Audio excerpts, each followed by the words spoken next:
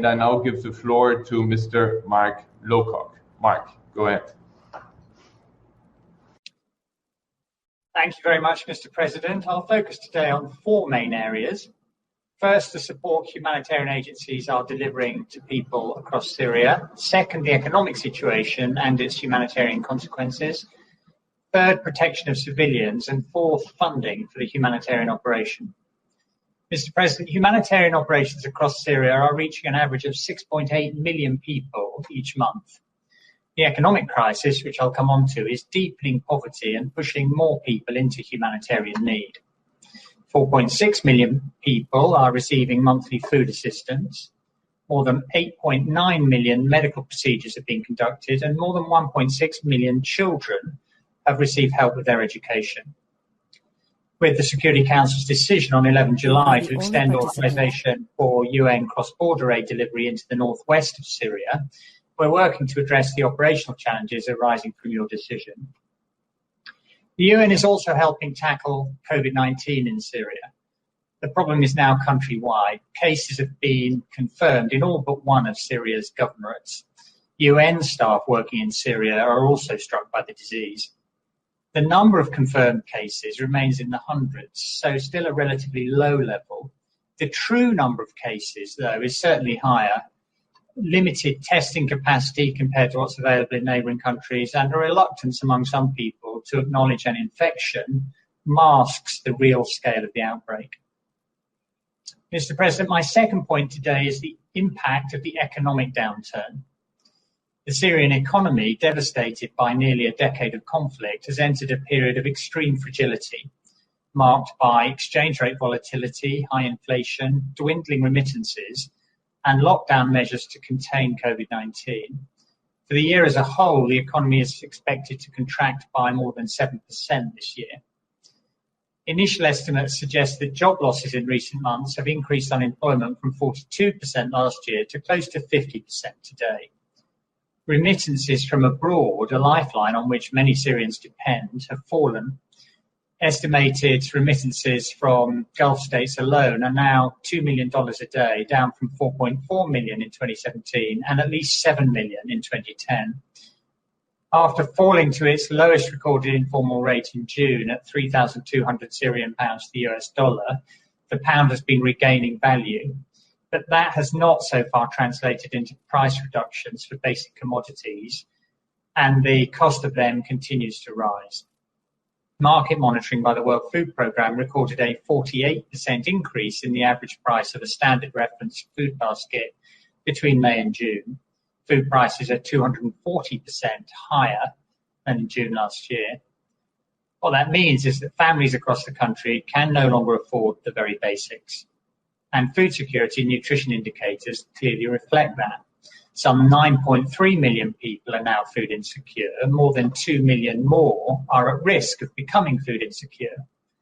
86% of households say they're buying lower quality food or less food or skipping meals. In some parts of the country, recent surveillance data show that chronic malnutrition among children under 5 is now at 29%. Compared to 19% around this time last year. Mr. President, my third point is on the obligation to respect and protect civilians. The ceasefire reached in March in the northwest between the Russian Federation and Turkey is largely holding, but some air and ground-based strikes have been reported in recent weeks.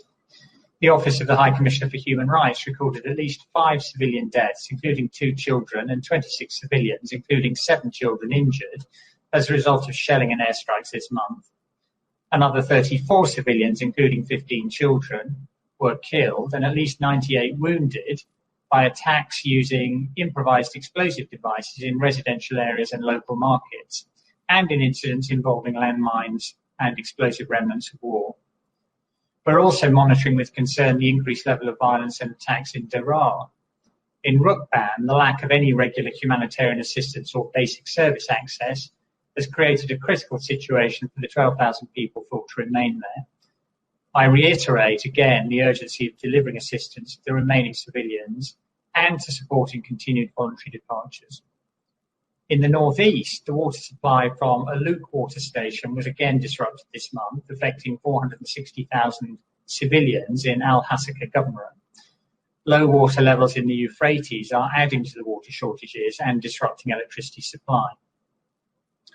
Among the areas affected and facing significant water shortages is Al-Hol camp, which accommodates around 65,000 people.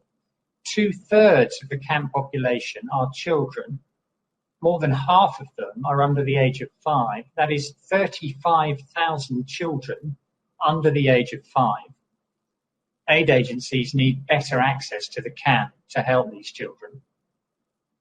Mr. President, let me close with some words on the funding situation for our humanitarian operations.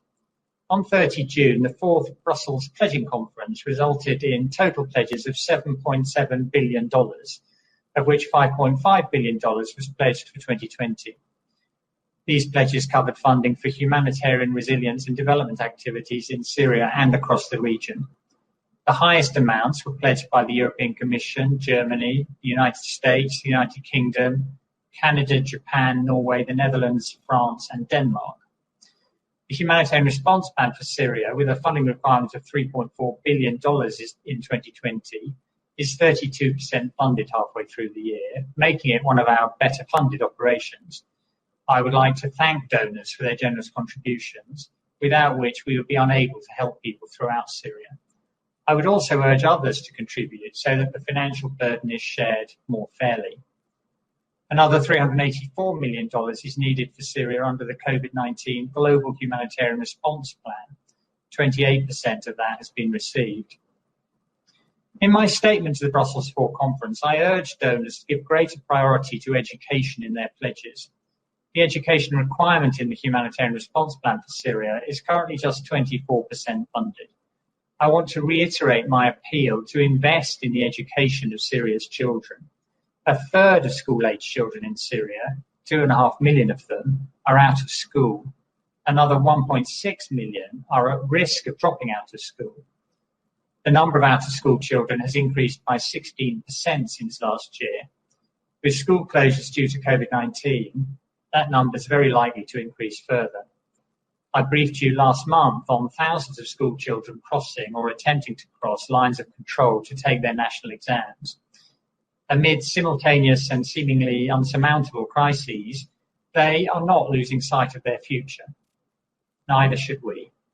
Thank you, Mr. President. I thank Mr. Lowcock for his briefing.